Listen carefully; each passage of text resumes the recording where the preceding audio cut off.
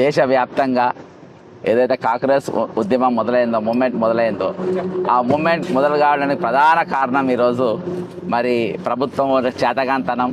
ప్రభుత్వం ఈరోజు ఈ అన్ని వర్గాలను ఈరోజు విద్యార్థులను, నిరుద్యోగులను, అవుట్సోర్సింగ్ ఉద్యోగులను, ప్రభుత్వ ఉద్యోగులను, రిటైర్ అయిన ఉద్యోగులను మరి అందరినీ కూడా ఈరోజు మరి వాళ్ళు నెగ్లెక్ట్ చేసిండ్రు. దానివల్ల ఈరోజు ఈ ఉద్యమాలు జరుగుతూ ఉన్నాయి.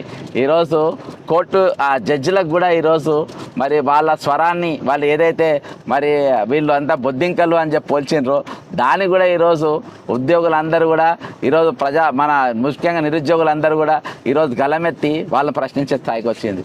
అంటే ఈరోజు న్యాయ వ్యవస్థ ఎక్కడికి దిగజారింది.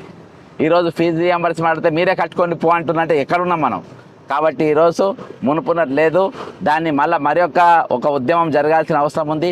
దేశవ్యాప్తంగా ఈరోజు జరుగుతున్న ఉద్యమంలో ఈరోజు స్ఫూర్తి చెంది ఈరోజు ఏదైతే విద్యార్థులు మరి ఇక్కడ ఉద్యమం చేపట్టినరో వాళ్ళ ఖచ్చితంగా మేము మద్దతుగా నిలబడదాం, వాళ్ళ సపోర్ట్గా ఉంటాం. ఖచ్చితంగా వాళ్ళ న్యాయమైన కోరిక తీర్చేదాకా మరి ఈరోజు తెలంగాణలో ఉద్యమం అనేది ఖచ్చితంగా ఒక బలమైన శక్తిగా మాత్రం ఎదుగుతుందని ఈ సందర్భంగా తెలియజేసుకుంటాం. బండి భగీరథ వాళ్ళ నాయన ఈరోజు రేవంత్ రెడ్డి గారు పట్టుకున్నామని మేము లొంగిపోయిన నాయన. ఇద్దరి మధ్యలో మ్యాక్స్ ఫిక్సింగ్ అనేది ఉన్నది. ఈరోజు నరేంద్ర మోడీ వచ్చి నేను బాజాప్తా చెప్పిన ఇదివరకే, ఈరోజు బండి భగీరథ అనేటువంటి ఎక్కడ లేడు. బాజాప్తా రేవంత్ రెడ్డి గారు ఇంట్లోనే ఉండే కానీ ఈరోజు కేటీఆర్ కూడా దాని మీద మిస్గైడ్ చేస్తూ ఉండు, ఈయన దవాఖాల్లో ఉండే అని. మరి ఈరోజు ముగ్గురు పార్టీలో మూడు రకాల వాదనలు ఎందుకు వినిపిస్తున్నారు? మీ దగ్గర ఎందుకు జనాన్ని కన్ఫ్యూజ్ చేసే ప్రయత్నం చేస్తున్నారు? అంటే ముగ్గురు కూడా ఒకటే, ఈ సిండికేట్ పాలన తెలంగాణ కొనసాగుతుందని చెప్పడానికి మరి బండి భగీరథ ఉద్దంతం ఒక ఉదాహరణ.